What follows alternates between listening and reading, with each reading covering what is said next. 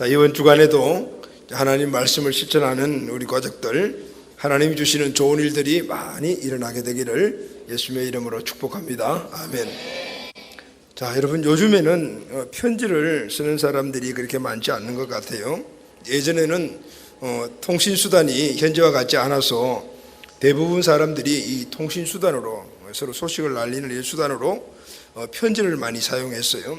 목사님 클 때, 그러니까 초등학교 시절 이럴 때는 전화기도 없었고 여러분들이 갖고 있는 핸드폰 이런 것들은 만화에 나오는 것들이었어요. 그때는 편지로 전부 다들 이렇게 소식을 전했는데, 한번 소식을 전하려게 되면은 편지가 꼭 일주일씩 걸렸어요. 일주일 만에 가고 또 답장 쓰면 일주일 갔다 오고 이렇게 소식을 전했어요. 또 초등학교 시절에는 전화기가 없었어요. 그 시골에서 이거 좀 웅웅하는 거 좀 잡아줘. 아침부터 그랬어요. 전화기가 없었어요. 그래서 동네에 전화기가 딱 한 대 있어요. 이장 집에. 여러분, 이장이 누군지 아죠? 동장님 집에 딱 한 대가 있어서, 그리고 확성기가 있어가지고 아무개 씨 집 전화 왔어요. 와서 전화 받으세요. 그러면은 막 뛰어가서 전화를 받아요. 근데 여러분, 요즘은 여러분들 전화기도 잘 사용하지 않죠? 좀 웅웅하는 거 좀 잡아줘. 모든 소통이 보니까 문자로 하는 거예요. 바로 옆에 앉았는데 말하면 되는데 문자로 이야기를 하더라고요. 문자로 요즘 전부 다들 그렇게 송신 수단을 사용하는 것 같아요. 필요한 것 같은데 뭔가 조금 잃어버린 것 같은, 그래도 계속 울린다. 이게 왜 그런지 모르겠대요. 뭔가 잃어버린 그런 느낌들이 늘 들죠. 여러분들은 그걸 몰라요. 처음부터 이걸까지 시작했기 때문에. 근데 오래 전에 그런 문명의 이기를 혜택을 보지 못하고 그 사람들은 뭔가 옛날 아날로그 시대가 좋았구나라는 그런 느낌들이 있어요.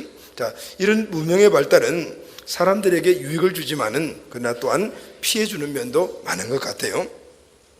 편지 문화가 사라진 것은 참 안타까운 것 같아요.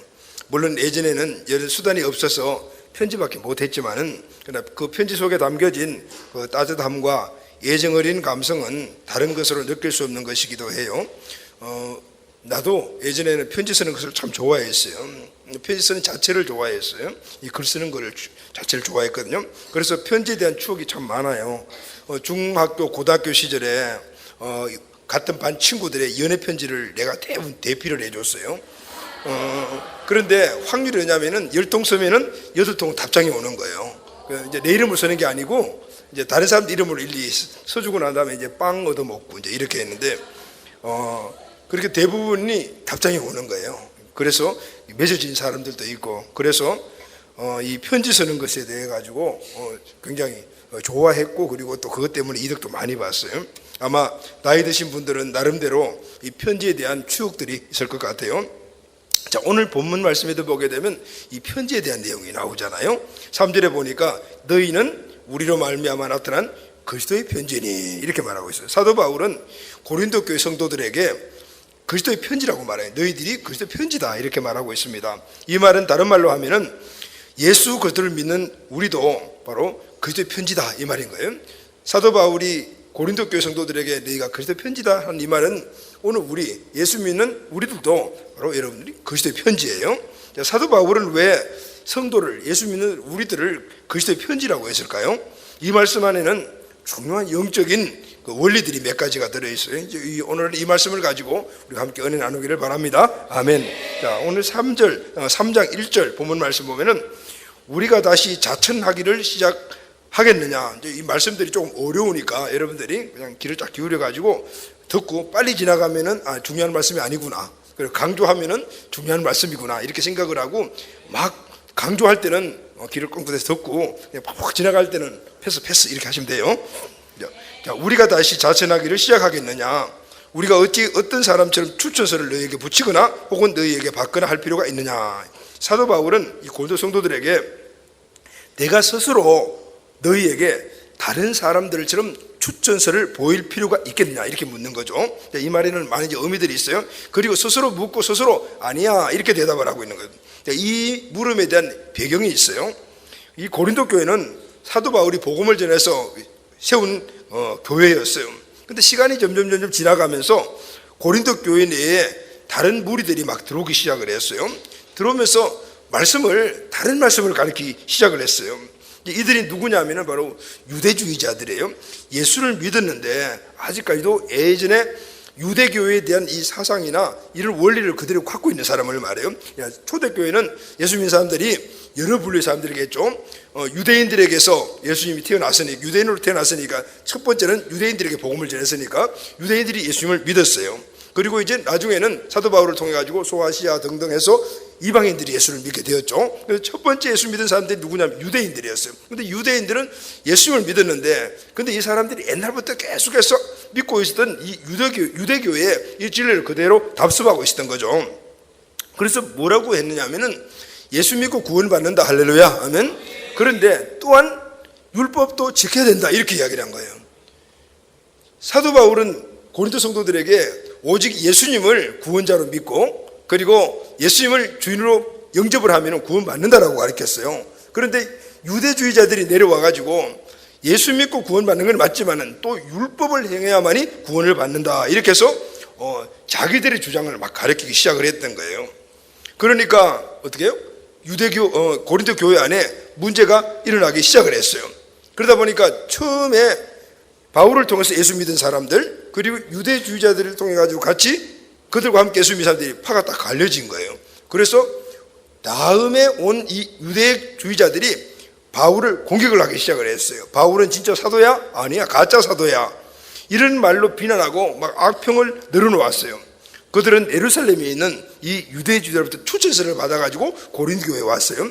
그 당시에는 복음을 전하려면은 이런 소개서와 같은, 추천서와 같은, 왜냐하면 집집마다 돌아다니면서 복음을 전하니까 이 사람이 정말 복음 전하는 사람인가 아니면 나쁜 사람인가 모르니까 그 추천서가 필요했어요. 그래서 유대주의자들은 예루살렘에서, 그래 본교회죠, 총회에서 추천서를 받아가지고 고린도 교회에 와가지고 그렇게 유대주의적인 복음을 전했다고 하는. 그리고 난 다음에 바울을 막 폄하하면서, 자, 바울은 이런 추천서가 있느냐? 이 추천서가 없다. 바울이 사도라고 하는데 바울이 진짜 예수님의 제자냐? 아니잖아. 하면서 이 바울을 막 어떻게 해요? 자기들의 그 생각하면서 선동해가지고 이 바울을 막 폄하하면서 바울을 쫓아내려고, 바울의 그 전도를 받고 그 복음에 의해서 구원한 이 사람들을 편을 가려서 쫓아내려고 하는. 그래서 막 교회가 막 혼란스럽게 시작했어요. 그래서 이 소식을 들은 사도 바울이 고린도 교회 성도들에게 편지를 쓰는 거예요. 그리고 자신의 사도권에 대해서 그들은 바울이 사도가 아니라고 이야기를 하니까 그 자기 사도권에 대해서 우리가 다시 자천하기를 시작하겠느냐라고 말해요. 이 말은 유대주의자들, 거짓 교사들의 비난과 악평하는 말들에 대해서 대꾸조차 할 필요가 없다, 이런 말이에요. 여러분, 어떨 때 이야기를 들을 때는 그렇죠, 대꾸할 필요 없는 얘기들이 있죠. 그런 얘기 자꾸 대꾸하게 되면은 머리 아파요. 그럴 때는 아예 말을 안 하는 게 좋아요. 말도 안 되는 이야기하는 사람들이 바울과 같이, 야, 너희들하고 이야기할 필요가 없어. 그래서 대꾸조차 할 필요가 없다, 그렇게 지금 이야기를 하면서 그들이 가지고 있던 예루살렘 교회에서 갖고 올 때 추천서는 당시 일반화로 통일된 소개성에 있는데 바로 그 사람 직분, 권한 이런 것들 위임장이었거든요. 바울은 그런 추수가 없는데 뭐라고 말하냐면은 우리가 어찌 어떤 사람들은 추천서를 너희에게 붙이거나 또 너희에게 받거나 할 필요가 있느냐. 바울은 추천서를 너희에게 보낼 생각도 없고 또 그럴 필요도 없고 추천서 없어, 이렇게 이야기를 하면서, 왜냐하면은 주님께서 나를 사도로 위임해 주셨는데 무슨 사람들이 쓴 그런 추천서가 필요하겠느냐. 그리고 2절에서 이렇게 말해요. 너희는 우리의 편지라 우리 마음에 썩고 무슨 사람들이 알고 읽은 바라거든. 바울은 대적달이 소유하고 있는 추천서보다도 더 강력하고 위력적인 추천서를 내가 소유하고 있다, 이렇게 이야기를 하면서 여기 보면 너희는 우리의 편지라 그러죠. 그 추천서가 누구냐면 바로 고린도 교회 성도들 너희들이다, 이렇게 이야기를 하는 거예요. 그리고 우리의 마음에 썼고라고 했는데 그 추천서는 종에 쓴 것이 아니고 바울의 마음에 영원히 새겨진 추천서다, 이렇게 말하면 무슨 사람이 알고 읽은 바라, 모든 사람이 벌써 알고 있고 읽고 있는 인정된 추천서다, 이렇게 이야기했어요. 여기 보면은 우리의 마음에 썼고 했을 때 이 마음이라는 카르디아라는 이 말은 심장을 뜻하는 거예요. 다시 말하면 여러분, 심장은 뭐죠? 생명의 원천이잖아요. 바울의 심장에는 기록된 추천서가 있다, 그 말이에요. 대직자들이 갖고 있는 종에 기록된 그런 것들이 비교할 수 없는 추천서가 내 심장 가운데 있다, 이런 얘기예요. 그리고 이제 바울이 2절에서 말했죠. 고린도 성도들이 자신의 마음에 새겨진 편지라고 말하고 난 다음에 3절에 와서는 한 걸음 더 나가서 고린도 성도들의 마음에도 그리스도의 편지가 기록되었다. 너희들이 내 마음에 기록된 편지인데, 그런데 너희들 마음에도 기록된 편지가 있다. 3절에 보면은 너희는 우리로 말미암아 나타난 그리스도의 편지니 이는 먹으로 쓴 것이 아니요 오직 살아계신 하나님 영으로 쓴 것이며 또 돌판에 쓴 것이 아니요 오직 육의 마음판에 쓴 것이라. 그리스도의 편지, 에피스톨레 크리스투라는 이 말은 그리스도를 말해주는 편지라는 뜻입니다. 누구의 심령이 쓰여 있다고요? 바울의 심령에도 쓰여 있고, 그리고 고린도 교회 성도들에게도 쓰여 있다. 요게까지 설명한 요것만 딱 알면 되는 거예요. 할렐루야, 아멘. 자, 그래서 그렇다면은 어떻게 해서 고린도 교인들이 그리스도의 편지가 되었는가? 사도 바울이 이렇게 말하죠. 너희는 우리로 말미암아 되었다. 다시 말하면 바울이 마음속에 쓰여진 그 편지를 그들에게 전해줌으로 말미암아 그들이 그 편지를 받고 그들의 심령 가운데 세워짐으로 말미암아 너희들도 그리스도의 편지를 갖고 있다. 그 말이에요. 할렐루야, 아멘. 여러분, 오늘 이 말씀은 이런 뜻이에요. 여러분, 우리 안에 복음이 있죠? 아멘. 그렇습니다. 그래서 여기에 있는 거예요. 복음이 뭐죠? 예수 그리스도, 십자가, 부활, 그리고 그분을 주인으로 모시고 내 마음속에 영접하는 것, 구원받았습니다. 아멘. 여러분, 우리 모두가 복음 안에 있는 거예요. 아멘. 그래서 우리가 여기에 있다 그 말이죠. 근데 여러분, 여기에 올 때 여러분 스스로 깨닫고 그리고 스스로 성경을 읽고 그래서 찾아온 사람들이 있어요. 손 들어봐요. 스스로 왔어? 성경 읽고 깨닫고? 박수. 야, 맞아요. 동석이는 성경 읽고 그렇게 해요. 그런 사람 가끔 있는데 대부분이 어떻게 왔어요? 친구가 가자 그래가지고 끌려왔고, 부모님이 가라 그래. 태어나 보니까 벌써 이미 우리 집안에는 엄마 아빠가 집사님이야. 빼도 박도 못해. 그냥 가야 되는 거예요. 그냥 이런 경우도 있고, 또 여러 가지 많은 밖에서 전도하는데 거기서 잡혀가지고 끌려온 사람도 있고 등등. 어쨌든 여기 올 때 누가 데리고 왔단 말이죠. 근데 그 데리고 온 사람이 어떤 사람이죠? 그 마음 안에 그리스도의 편지가 있는 사람. 할렐루야, 아멘. 그래서 여러분들이 와서 예수 믿고 구원받고 이런 마음속에 이제 뭐가 있죠? 그리스도의 편지가 있죠. 그래서 여러분들이 또 가서 누구를요? 다른 사람을 또 데리고 오는 거예요. 이게 바로 그리스도의 편지가 있는 사람, 그 편지를 받아 그리스도의 편지가 된 사람, 그 그리스도의 편지가 된 사람이 해야 될 일, 오늘 이것을 우리에게 말씀해 주고 있어요. 자, 그렇다면 우리도 그리스도의 편지입니다. 믿습니까, 여러분? 우리 모두는 그리스도의 편지입니다. 아멘. 자, 우리 옆에 사람들 얼굴 한번 보세요. 그 사람 얼굴에 씌어지는 건 아니죠. 그 사람 어디에요? 마음의 신비에 씌어진 그리스도의 편지. 자, 이렇게 꼭 붙잡고 동성들 한번 냄새 맡아봐요. 그리스도의 향기가 나나? 목욕을 하지 않았군요, 오늘. 자, 할렐루야, 아멘. 자, 우리 안에 그리스도의 편지가 있다. 아멘. 누구를 통해서? 그리스도의 편지가 있는 사람을 통해서 오늘 그리스도의 편지를 받고, 그리고 그 그리스도 편지를 내 안에 두고 나는 이제 어떻게 해야 되겠어요? 그리스도 편지를 전하는 사람이 돼야 된다. 자, 그러면은 이 그리스도 편지는 그리스도를 전하는 사람인 거예요. 여러분, 편지에는 내용이 있죠. 그 편지의 내용에 따라서 편지의 명칭도 달라져요. 자, 사랑하는 연인에게 보내는 이 사랑의 편지를 뭐라 그래요? 연애 편지라고 이야기해요. 군인들에게 보내는 편지는 무슨 편지라 그러죠? 너 밖에서 오는 편지 있잖니. 요즘 그런 편지 안 오니? 위문 편지. 옛날에 위문 열차라는 것도 있었는데 위문 편지 많이 받았어? 누가 제일 많이 보냈어? 엄마? 에이, 엄마가 보내는 건 위문 편지가 아니지. 친구들이나 연인이 보내는 편지가 위문 편지야. 많이 받았지? 너 연인은 없잖아, 그지? 없으니까 친구들 보내네. 많이. 예. 누가 제일 많이 보내줬어? 우리 교회에서? 진솔이가 제일 많이 보내줬니? 어쨌든 진솔이 원래 편지 잘 쓰니까 이제 안 쓰는 거야? 안 써? 진솔이 생략. 은솔이? 아, 상윤이. 아, 맞아. 상윤이가 편지를 잘 쓰니까. 맞아. 상윤이 편지 많이 받았어? 아멘, 아멘. 할렐루야. 잘 되어가고 있습니다, 그지? 그러니까 좋은 일들인 거야. 그러니까 좋은 일이야, 그게. 자, 이런 편지를 위문 편지. 아멘. 그리고 부모님 은혜를 감사하면서 보낸 편지를 무슨 편지라 그러죠? 효도 편지. 선재 효도 편지 좀 보내봤니? 오늘 네가 타켓이다 바로 앞에 있어가지고. 군대 가서 몇 통이나 보내줬어?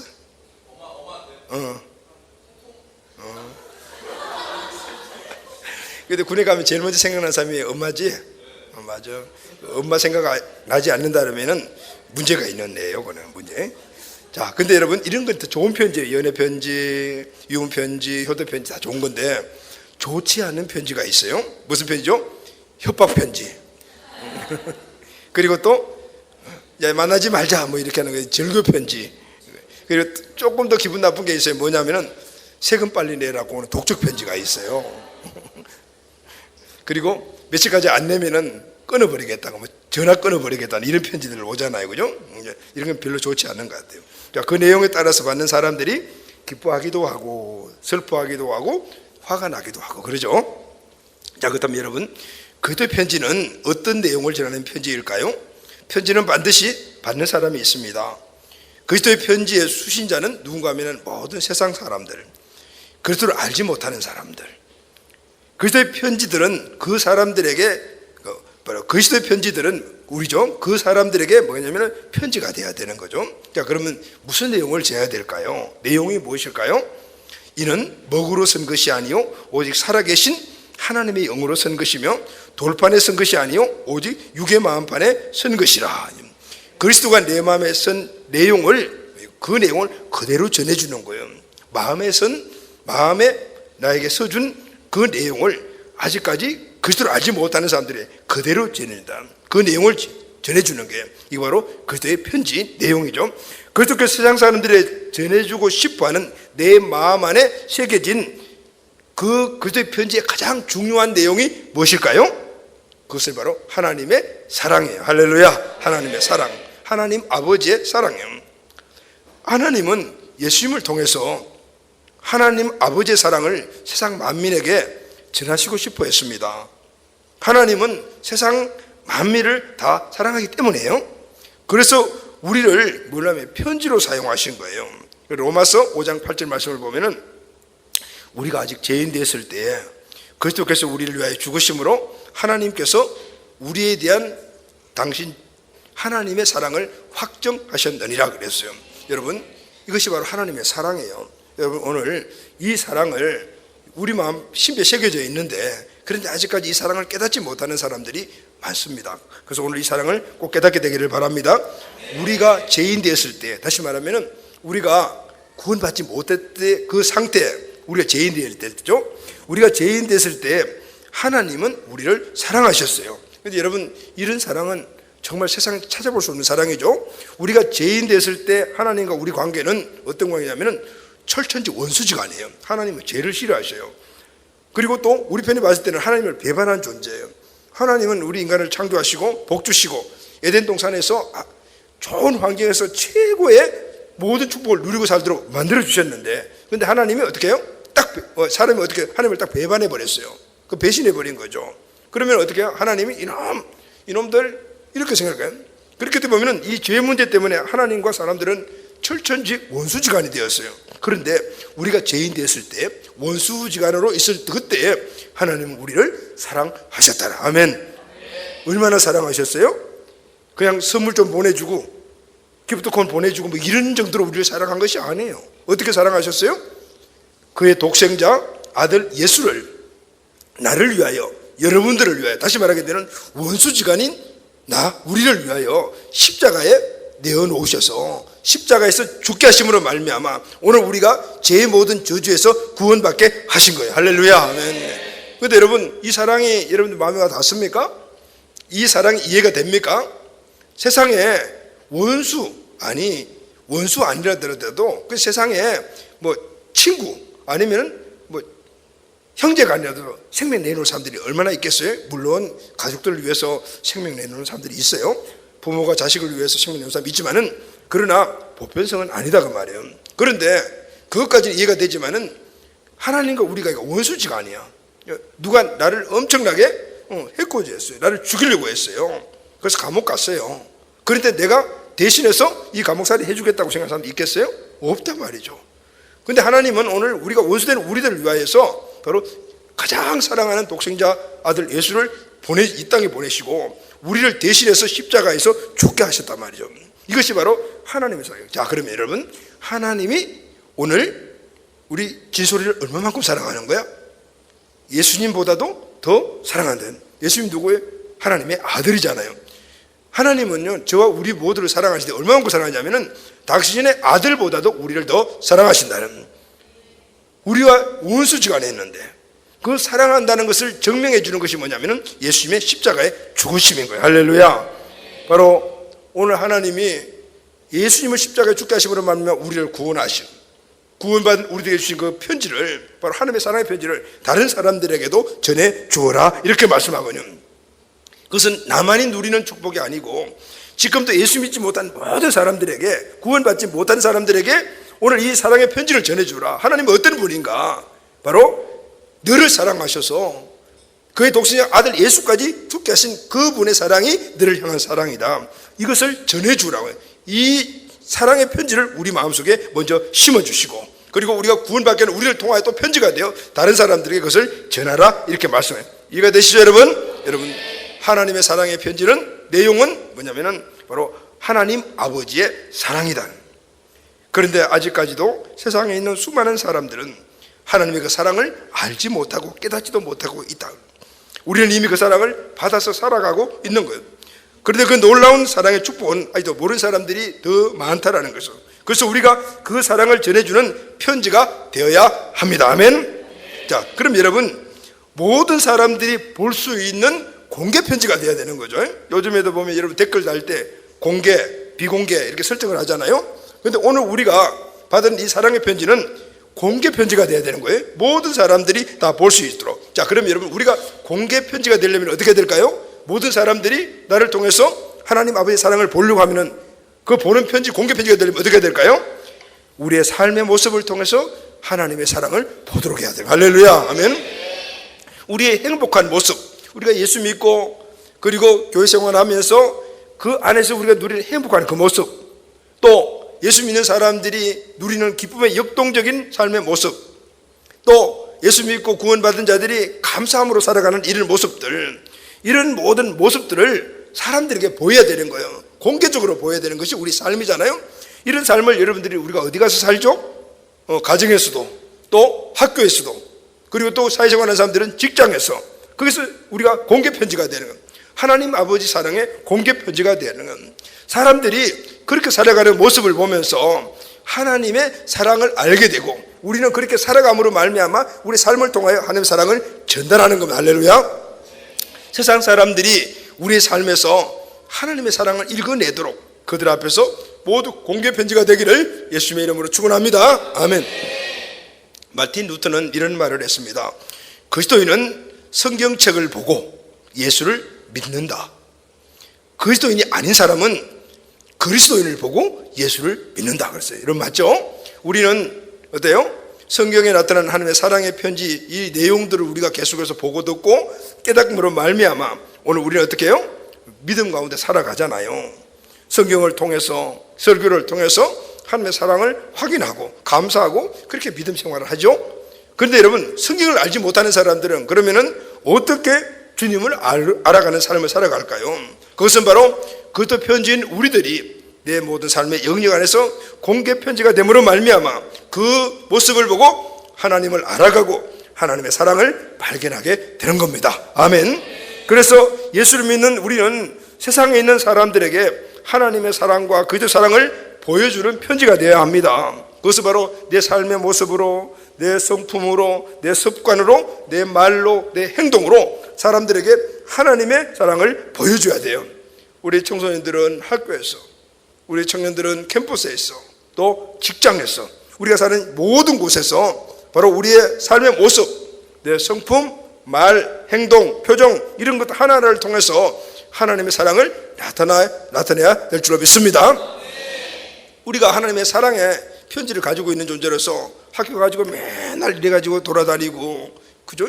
얼굴이 찌푸려지고 얼굴 색깔은 새카맣고 그리고 또 힘없는 그런 모습을 갖고 살아가면은 저 아이는 교회를 다니는데 왜 저렇게 기쁨이 없을까?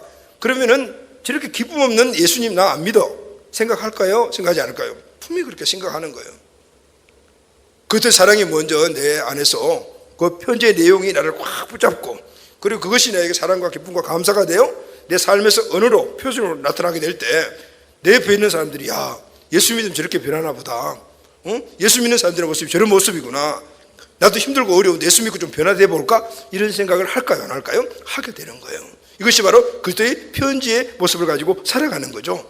우리 청년들도 마찬가지고 우리 장님들도 마찬가지 아니겠어요?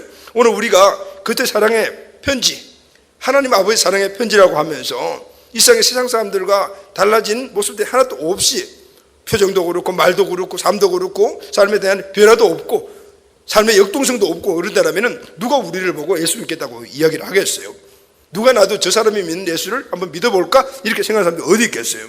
그래서 우리는 그들의 편지, 그러니까 아유 안 되는 걸 어떻게 해요? 그래 안 되는 걸 어떻게 하나 방법이 없잖아요. 방법이 있어요. 왜냐하면 먼저 우리가 하나님의 사랑에 붙잡혀야 될 줄로 믿습니다.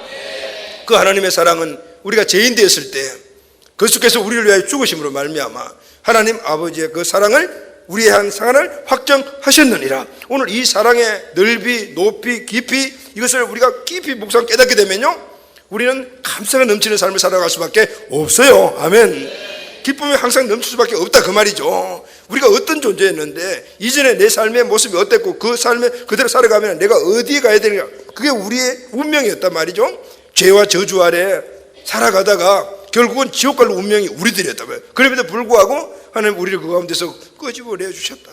대가 하나도 없이 무조건적인 사랑으로 그 사랑을 입었을 때, 입었다는 사실을 내가 알게 되면은 그 사랑을 받은 존재로서의 내 가치를 알게 돼요. 나를 누가 그만큼 사랑해 주셨습니까? 하나님이십니다. 할렐루야. 하나님은 어떤 분이시죠? 우주 만물의 창조자이신 분인 거예요. 그분이 나를 사랑하셨다, 이 사실을 깨닫게 되면 그 사랑의 넓이, 높이, 깊이 그 양을 알게 되면요, 그때는 내 자신이 누구라는 걸 알게 되어 정체를 깨닫기 때문에 우리는 이 땅에서 기쁨, 감사 그리고 행복한 삶을 살아가게 되는 거예요. 그 모습이 그때의 편지다. 아멘. 아이들은 가정의 부모의 편지라고 하잖아요. 학교 다니는 선생님들 이야기 들어보면 신입 1학년 어린이들이 딱 들어와서 3개월만 딱 지나면은 가르쳐 보면은 그 가정에 부모들의 상태를 알 수가 있다. 가정 상태와 부모들의 상태를 알 수 있다고 그래요. 이 가정이 정말 교양이 있는 부모인지, 배운 사람인지 못 배운 사람인지, 믿음이 있는 사람인지 없는 사람인지 알 수 있다는 거예요. 왠지 아세요? 아이는 가정의 부모의 편지이기 때문에요. 아멘. 아이에게 아이 마음판에 편지를 누가 써줘요? 부모가 써주는 거예요.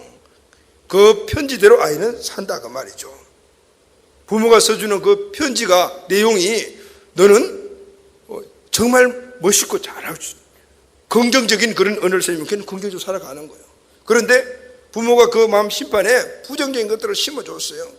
그러면은 그 심겨진 그대로 살아가는 거예요. 다음생에 보인단 말이죠. 그래서 우리는 항상 어때요? 가정의 부모님들은 우리 아이들에게 긍정적인 편지를, 사랑의 편지를 써줘야 돼요. 아멘. 아멘. 아이들의 모습을 보면 가정과 부모의 모습이 다 보이듯이 오늘 우리의 삶을 보게 되면은 우리 안에 예수 그리스도가 내 인생의 삶의 주인인가를 아닌가를 알게 돼요. 예수 믿고 구원 받았음에도 불구하고 꿍상으로 살아가는 사람들이 얼마나 많아요. 얼굴빛 맨날 그냥 시커멓고 그냥 어깨 축 처지고 이렇게 살아가는 사람들이 되게 많단 말이죠. 예수님이 분명 우리 안에 있음에도 불구하고 이유가 뭐죠? 그분이 내 삶의 주인이 아니기 때문인 거예요.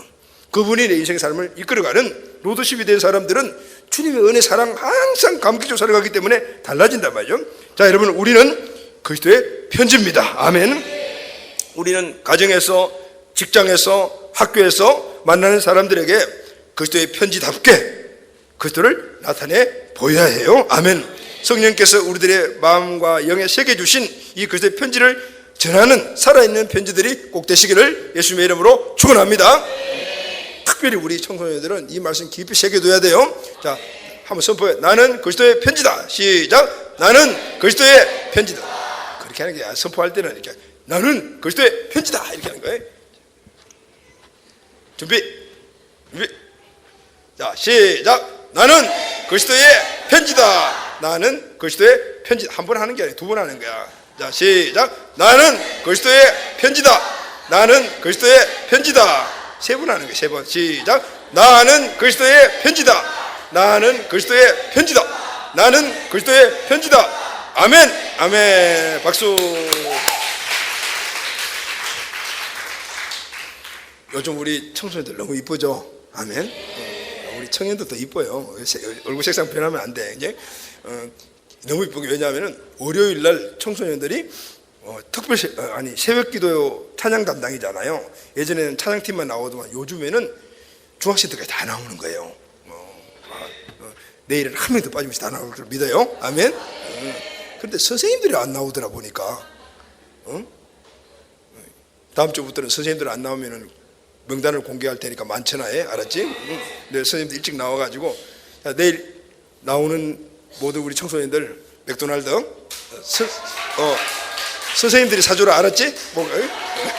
우리 선생님들 사줘. 할렐루야, 아멘. 자, 그리스도 편지가 됩시다. 아멘. 자, 그러면은 마지막으로 그리스도의 편지는 어떻게 살아가야 하는가? 그러면 이제 실질적인 삶의 모습을 우리가 한번 잠깐 생각해 보도록 해요. 오늘 4절 5절 말씀 보면은 우리가 그리스도로 말미암아 하나님을 향하여 이 같은 확신이 있으니거든. 자, 우리가 그리스도로 말미암아 하나님을 향하여 우리가 그리스도 편지로 살아가는데 확신이 있다는 거죠. 자, 확신이 있으니 우리가 무슨 일이든지 우리에게서 난 것 같이 스스로 만족하느니 우리의 만족은 오직 하나님으로부터 나느니라. 여기 말하면 이 같은 확신, 이 확신이 뭐냐면은 사도 바울에게는 사도의 확신이 있었고 성도들에게는 그리스도의 편지라는 확신을 가져야 된다. 그 말. 할렐루야, 아멘. 이 확신을 갖게 되면 어떻게 돼요? 그리스도의 편지답게 사는 거예요. 아멘. 여러분, 그리스도의 편지입니까? 아멘. 확신합니까? 아멘. 그 확신하는 것은 내가 그대로 살아간단 말이죠. 그리스도의 편지의 성도는 어떻게 그리스도의 편지의 내용을 확신 있게 전할 수가 있는가 하면은 우리의 만족은 하나님으로부터 나느니라. 이 확신은 모든 게 하나님으로부터 온다는 거죠. 오직 하나님만을 의지하는 믿음의 삶을 살면 그리스도의 편지의 삶을 살아갈 수 있다. 그럼 여러분, 이 확신은 어디서 온다고요? 하나님을 의지하는 거예요. 아멘. 하나님을 계속해서 의지하면은 확신이 오는 거예요. 그래서 6절에 보면은 그가 또한 우리를 새 언약의 일꾼 되기를 만족하게 했으니 율법의 조문으로 하지 아니하고 오직 영으로 함이니 율법의 조문은 죽이는 것이요 영은 살리는 것이라.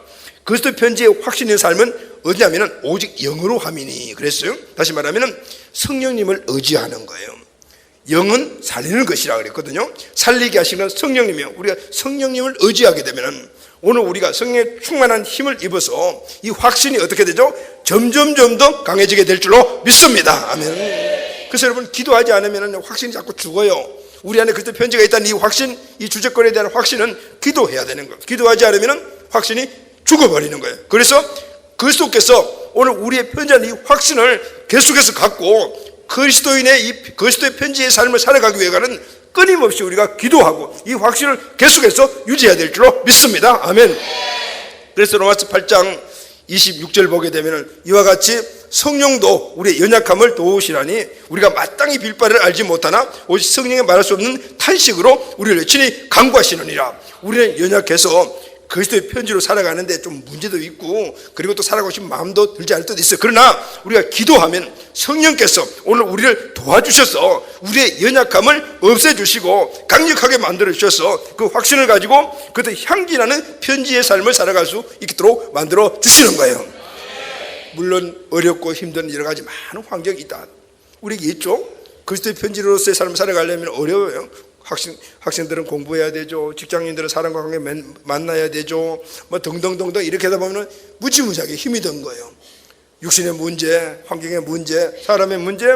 그러나 그 가운데서 오직 하나님만을 의지하면 성령께서 우리 연약함을 붙잡아 주심으로 말미암아 그 확신을 계속 가지고 살아감으로 말미암아 엄청난 큰 역사를 일으킬 수가 있습니다. 아멘은. 여러분, 이어령 교수님이라는 분 아시죠? 그분의 딸인 이민아 변호사님, 나중에 목사님으로 지금 돌아가신 분이잖아요. 2012년도에 돌아가셨는데 이분의 스토리를 보면 참 마음이 굉장히 많이 아파요. 그죠? 이어령 교수님은 무신론자인데 우리나라 최고의 석학이잖아요. 이런 분인데 예수를 안 믿었는데 그런데 결국 예수 믿었잖아요. 믿고 세례받고 지금도 예수 믿는데 이분도 지금 요즘 암에 걸려가지고 그런데도 굳건하게 미래 소망이 있으니까 이겨나가시면서 그런 여러 가지 많은 강의도 지금도 하고 계시는데 그의 큰딸인 이민아 목사님은 수지였다고요. 그런데 결혼을 한번 실패하고 재혼을 했어요. 그러면서 이 아버지를 계속해서 전도하기 위해서 엄청나게 노력을 했어요. 그런데 아무리 이야기를 해도 안 듣는 거죠. 아버지가 안 듣지. 이어령 교수가 안 듣는 거죠. 그런데 이 이민아 목사님이, 예전에 목사님이 안 했죠. 유학 가가지고 결혼 첫 실패하고, 그런데 어떻게 첫째 아들이 죽고, 두 번째 재혼한 아들도 죽고, 그리고 또 이 이민아 목사님까지 암에 걸려가지고. 그런데 이런 엄청난 그런 고난을 겪고 있는 그런 과정 속에서도 꿋꿋하게 믿음의 확신을 놓치지 않고 그 신앙생활을 하고 복음 전하고 하는 이 딸의 모습을 보고 이어령 교수가 감동받기 시작했어요. 그래서 결국은 이 딸을 통해서 세례받고, 그래서 예수 믿고 구원받게 되었잖아요. 오늘 이 영상을 우리가 잠깐 한번 보도록 하겠습니다. 이민아 목사님이 어떻게 그리스도의 편지로 살아갔는가, 이걸 우리가 보면서 우리도 그리스도의 편지가 돼야 되겠다. 그리스도의 편지는 공개 편지, 다시 말하면 내 삶의 모습에서 나타나는 것. 그게요, 이어령 교수를 감동시킨 것은요, 딴 게 아닌 거예요. 그 심한 고난 가운데 내가 이 딸을 위해 가지고 해줄 게 아무것도 없더라는 거죠. 그러면서 꿋꿋하게 이겨나가는 이 딸의 모습 속에서 하나님을 본 거예요.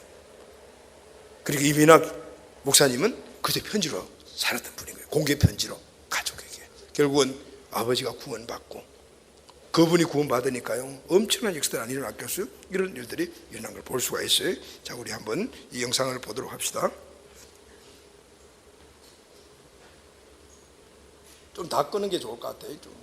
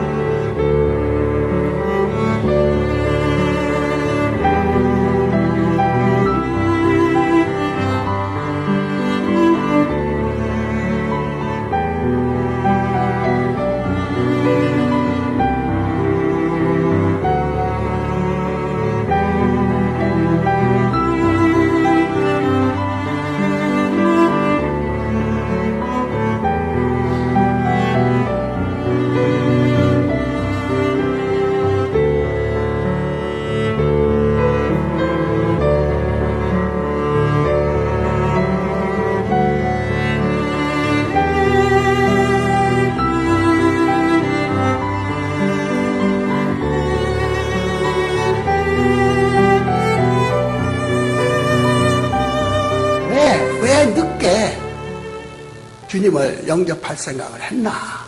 직권까지 구한 것은 지식이었고 보물이었고 권력이었고 명성이었지만 그걸로도 헛되도다 무력하도다 할 때 무릎 꿇을 때 뭘 원했느냐? 그것은 지혜다 이거죠.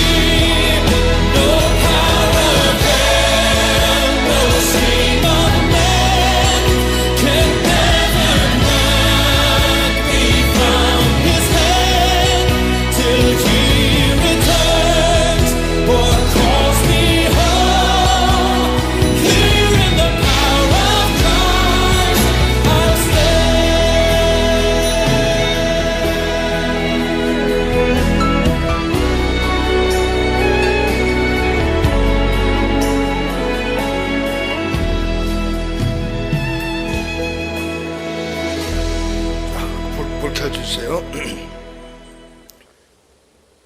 여러분, 세계적인 지성이고 그리고 정말 의문하게 돼가잖아요. 이런 분들이 무신론주의, 자기 지식과 그 모든 것을 가지고 딱 무신론주의라는 그 장막을 딱 쳤는데 그것을 깨뜨린 것이 바로 그의 사랑하는 딸의 고통 가운데서 하나님을 의지하고 이겨나는 모습을 통해서 그래 하나님께 가까이 가게 되었던 거예요. 이민호 목사님이 아버지께 이런 말을 했대요. 모든 시련과 고난은 내게 축복입니다. 하나님의 사랑이십니다. 내 인생에 그분보다 큰 기적은 없습니다. 나는 예수 믿기 때문에 다시 살아날 것입니다. 천국에서 만날 것입니다. 오늘 이 말이 저분의 마음을 바꿨던 거예요. 여러분, 바로 이민호 목사님 안에 들어갔던 거지도의 편지, 또 그것을 그대로 편지답게 살았던 그 사람 모습을 통해서 절대 개종할 수 없다라는, 절대 개종될 수 없다라고 모든 사람들이 이야기했던 바로 이어령 교수님, 박교진 이런 역사를 우리는 실질적인 모습에서 보게 돼요. 자, 여러분, 오늘 이것이 바로 그리스도의 편지의 역할입니다. 할렐루야, 아멘. 세상 사람 중에 자기의 의지로 시련과 고통을 이기는 사람들이 있습니다. 그러나 한계가 분명해요. 성령 하나님의 도우심만이 완벽한 승리를 얻을 수가 있습니다. 성령 하나님의 말씀을 듣게 하시고 약한 우리들의 영을 살리시는 그 하나님이시오. 고통 가운데서 그리스도의 편지가 되는 것은 쉽지 않아요. 그러나 성령님의 도우심을 입으면 그 환경 가운데서도 그리스도의 편지로서 승리하는 삶을 살아갈 수가 있습니다. 자, 우리가 교회 편지로서, 그리스도의 편지로서 그리스도인답게, 그 편지답게 살아가는, 성령님을 의지하여 확신 속에 살아가는 우리 모두가 되시기를 예수님의 이름으로 축원합니다. 아멘.